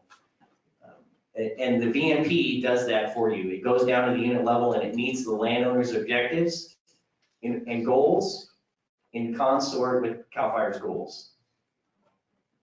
And right now, as of last year, there's no cost share, which was a big barrier to using the vegetation management plan system within California with ranchers. It's because it costs them money. Well, they're already spending money on their land, and typically ranchers are putting everything they can in their land in order to get everything they can get out of it. And it was difficult for them to join a program and then pay 10%.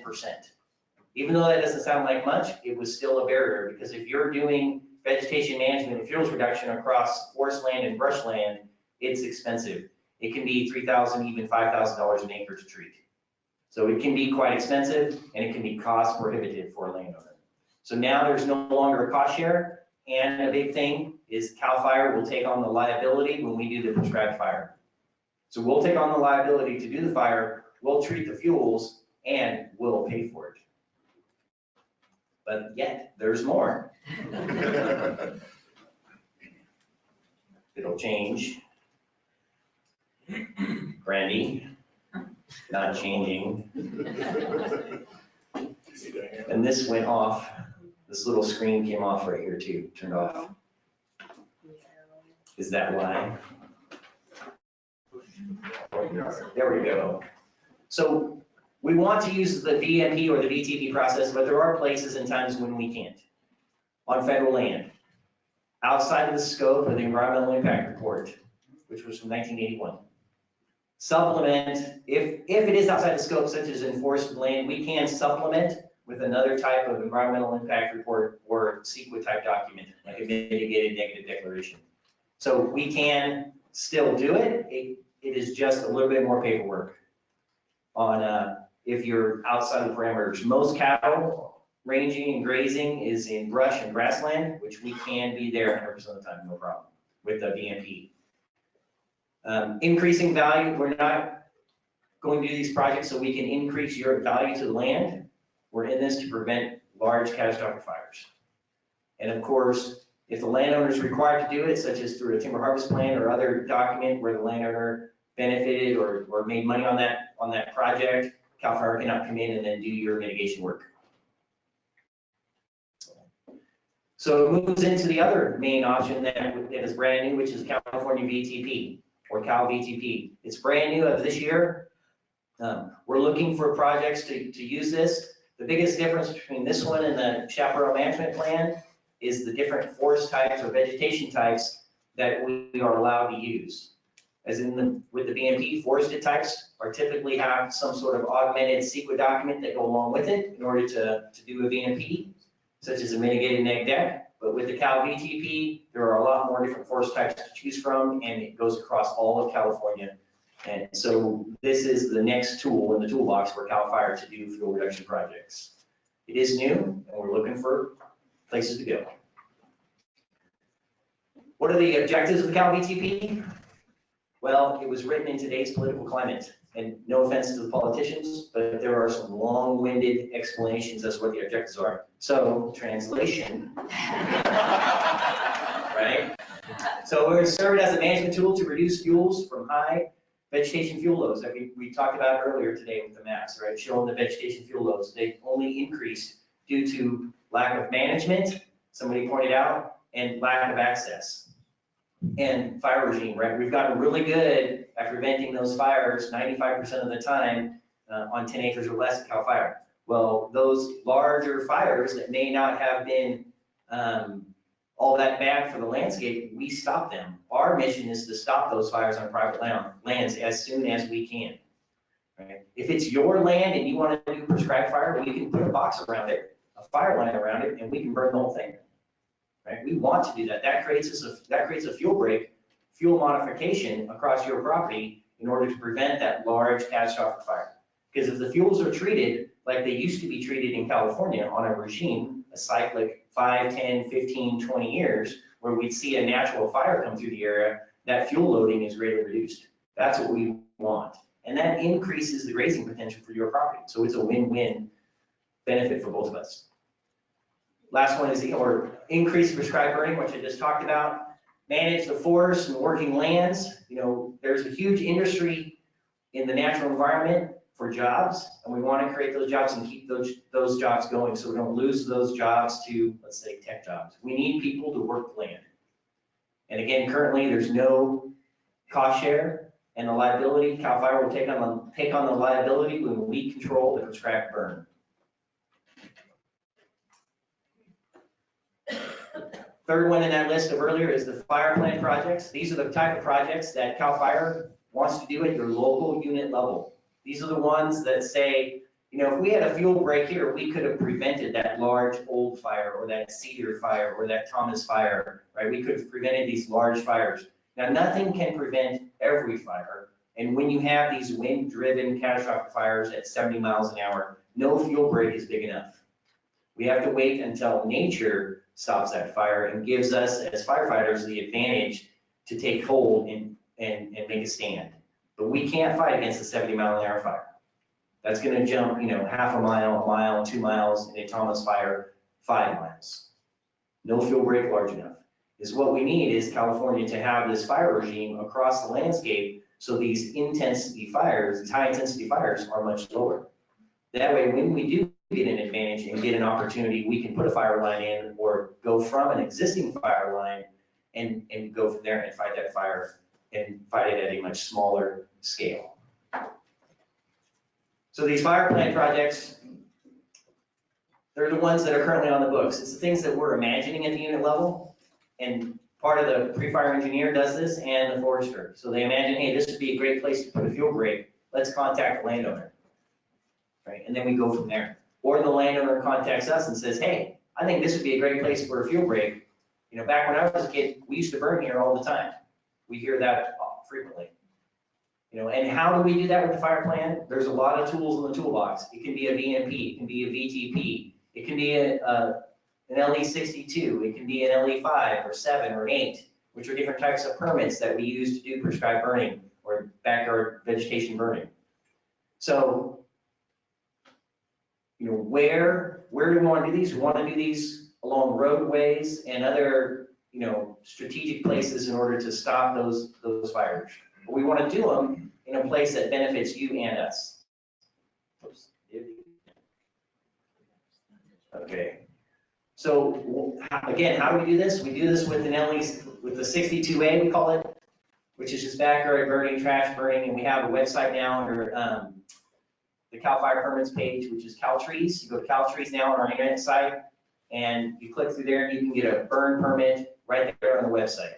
Now, not all counties in California are included in that permit process, but there are, I would say, probably at least 30 different counties that have registered to do that. How do we do most of these prescribed fires with landowners? We do them with an LE7 or an LE5. The LE5 is set aside for interagency, like working with this other state, like state parks or Fish and Game, Fish and Wildlife. And then with the private landowners, we use an LE7, which says you're going to do a burn project that's bigger than a 4x4 pile. That bigger than a 4x4 pile, how do you get that done? Well, you contact your local unit battalion chief or fire captain, and you say, hey, this is what I want to burn. I want to burn this field. This is this 5-acre field. Well, that's bigger than a 4x4. The fire captain or battalion chief is going to ask you, how are you going to stop that fire from going onto somebody else's property? Because if that fire goes onto somebody's property, guess who has to pay for it? Liability goes back to the landowner, right? Now, if we come in and burn that, we take on the liability, and we do that through the VMP process or the VT process. So the liability is on us. We get to burn it. We get an opportunity such as training burn if that fire is a win-win situation for us and you. We're not going to burn your field so that you can graze it next year better if it's just for you. It has to have a greater good. Along those lines, the LE8 is the part of the permit that says kind of the what fors and whereas, as we can say, you know, you have to have this type of equipment or these type of fuel breaks in place before you burn.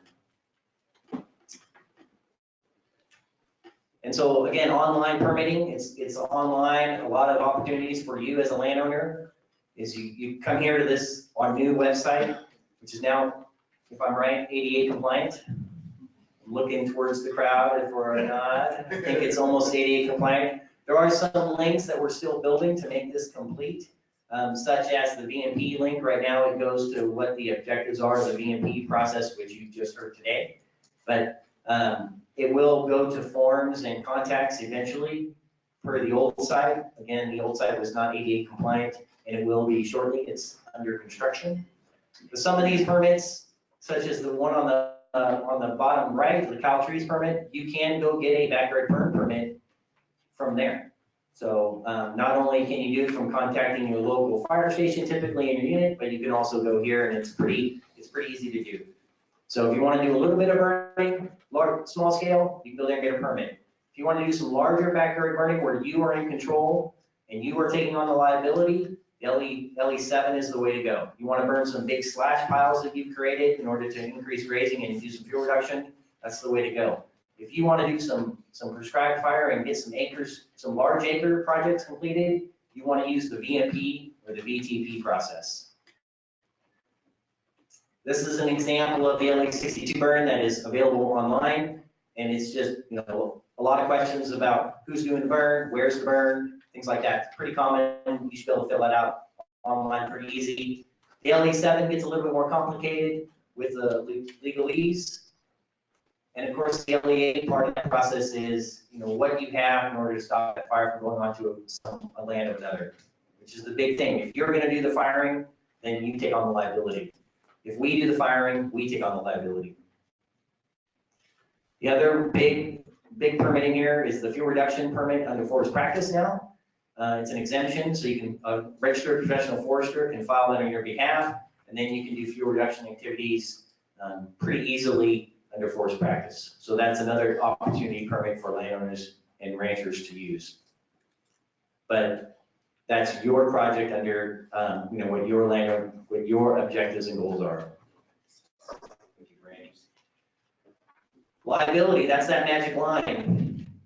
So this says draft because this isn't a draft guidebook for prescribed fire coming out shortly. I hope, looking over here to Chief Reichman, that was in the audience. Coming out shortly in order to really promote the VTP and VNP process for us as CAL FIRE to get out on the landscape. And if the landowner wants to take part and be part of the firing part, we can assign liability levels to the landowner. So then if they want to have their firing crew out there or their crew and they're doing firing, there's some liability that goes on to that landowner. If we do everything, we're the burn boss, and we have the firings out there, we have the bulldozers out there, then we'll take on the liability 100%. And so, and we're okay for that. And we have funding currently to do that. So there's money available. We just need you to sign up.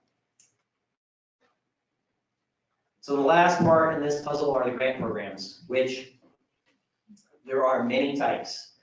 There's the Forest Health, the Urban and Community Grant Program, which doesn't help ranchers that much, but it is listed up here. If you have connections to urban and community, I put up here. We have fire prevention, we have forest legacy, we have California Forest Improvement Program, which is huge with landowners and ranchers to get, better forest management on their property. And forest management includes prescribed fire. And so forest management and brush and grazeland, it all connects. If we can do more projects on your property, we can reduce these large fires. It's a fact. And these programs, especially fire prevention, is a great way for landowners to get money in order to do these large fuel projects. The key there is that these fuel projects not only help you in your property, but they help the greater good in the community. When we want to do a fuel break, it doesn't know the property line. It doesn't know that this property owner is in favor of it and this property owner is not. So, but we have to, our job is to get that community involvement in order to get that buy-in of the community to say, let's build the fire line down that prevailing ridge, because that's where we're gonna have to go in an emergency. If we can go there now before the emergency, we can stop that fire when it is an emergency, or at least give us a place to go and start. And then lastly on there is the Volunteer Fire Assistant Grant, which is actually for volunteer fire companies primarily, which helps out the small communities, which a lot of ranchers live in order to help them out so that they're better prepared for fire. And then the big question, how do I sign up? The biggest thing is contact your local CAL FIRE forester or pre-fire engineer. That person or VNP coordinator, those people work with landowners on a day-to-day basis in order to promote these fuel reduction projects. It's their job to work with you as landowners to get these big projects on the books and get them on the map, so then we can show connectivity across the landscape to prevent these large fires. So you want to contact them.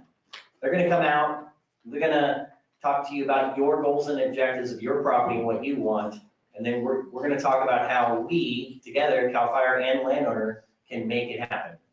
And it'll be making it happen with what type of equipment, what time of year we come in there, and what type of document, environmental document we use in order, the right tool for the right job for what needs to happen. And so that's some coordination between you and the local unit.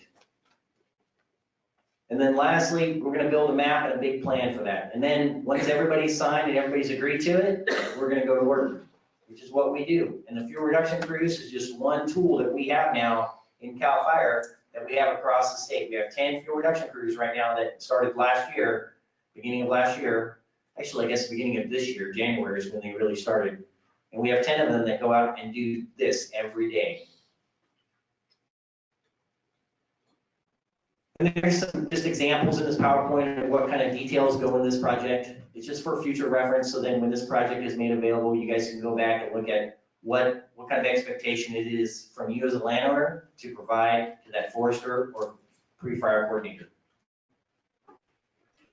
And then I have questions for anybody right now. And then the last slide is, this is kind of small, but it's in the PowerPoint and will be made available. These are actually the phone numbers and names of the pre-fire coordinators and the VNP, or the pre-fire engineers and the VNP coordinators across the state. And again, my name is Len Nielsen in the southern region, and in the audience today is Shannon Johnson, and she's in the northern region. So we will be available after the presentation for questions as well. Lots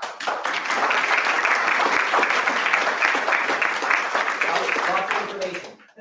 Lots of information. So before you go, so under all these different programs, what kinds of fuel treatment practices are the most well supported? I mean, can you do any kind of fuel treatment practice under any of these programs, or? You can do any kind of treatment practice as long as that practice is for the greater good, right? We're not gonna build a road across mid-slope to go get to a watering hole, right? That doesn't really grade good CAL FIRE, that's on the landowner. Now, if it's a road that we need to access for ingress and egress for firefighting purposes, well, that's a win-win situation. We're gonna go in there and we can do fuel treatment along that road.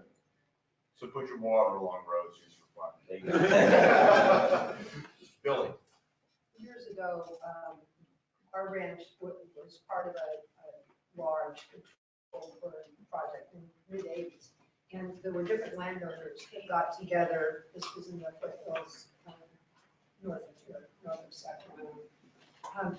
Is that something that's a good idea now when you're looking at vast, like 30,000 acres or? Absolutely, we're encouraging, we'd like to see 1,000 acre plus projects. And if that's a 10,000 acre project, then that's even better. We need to do large projects in California in order to really be effective and cost commensurate. We want these acres cost to be low, right? So we do a large fuel break along a main training ridge across many landowners.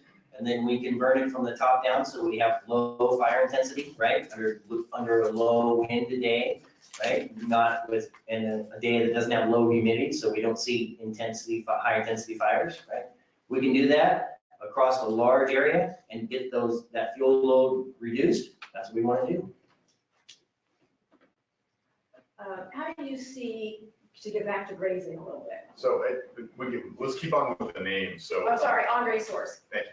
To get back to grazing a little bit, how does CAL FIRE see utilizing the VMP or the CAL VTP to utilize grazing for fire prevention? I noticed on your slide, in your translation, one of the goals and the objectives of the CAL VTP was, your translation was to increase use of prescribed fire as a tool, and another one was to increase fire on landscape. So I understand we're fighting fire with fire, and there's a place for that. So how does CAL FIRE see utilizing grazing, which is one of the treatment methods in the CAL VTP? How do you see CAL FIRE employing that? Well, I see it as an integral part, especially with ranchers. When we're looking at grassland into brushland, grazing is the way to really reduce the fuel load. So if there are more animals on the landscape of the carrying capacity, it's going to reduce fuel loads. So it's a win-win. Now, we're not going to pay for a cattleman to run his cows on his property, right? That doesn't directly benefit the state. That's what that landowner is making money on raising those cows. But if we have an area that's a difficult area and we want to bring in, like we mentioned earlier, 150 goats to reduce it because it's a wall of brush and those goats will take care of it, and that's the right ecological choice or treatment, then we'll do that. And we do that in places right now. We use goats frequently for projects. Okay. Tim Copeland, Sonoma, Alameda County, Cattlemen's Association and a rancher. Do you see a better relationship being formed with the regional air quality management districts with these programs, or are we still fighting almost a losing battle with the air quality management folks? I think we're really making great strides with air quality management right now. We're really working on monitoring projects, and through monitoring, air quality is seeing the direct benefits. The lot less smoke with a prescribed fire than there is with catastrophic fire. We have tons of data to prove it, and right now we're looking for projects to just additionally highlight and showcase that these prescribed fires have a great reduction in smoke and impacts to communities nearby. especially versus a catastrophic fire. So we are making great strides, especially here in Sacramento, and that's reaching out to all the districts in California. Okay. Thank you, Len. Yeah, thank you. I'll be around for more questions.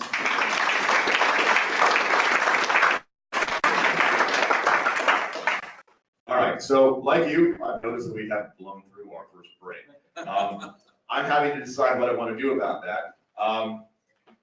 I think for those of you who would like a break, we'll give you like 2 or 3 minutes to dash down the hall, but I would think we sort of stay close to the time, we need to keep rolling along. So Lynn, if you think you're ready to go, I think so. We'll take a couple minutes. I'll get Lynn Hunsinger up here and set up and ready to go. Come on back and we'll pick up. So let's say try to keep it within 5 minutes and then we'll go on to the next section.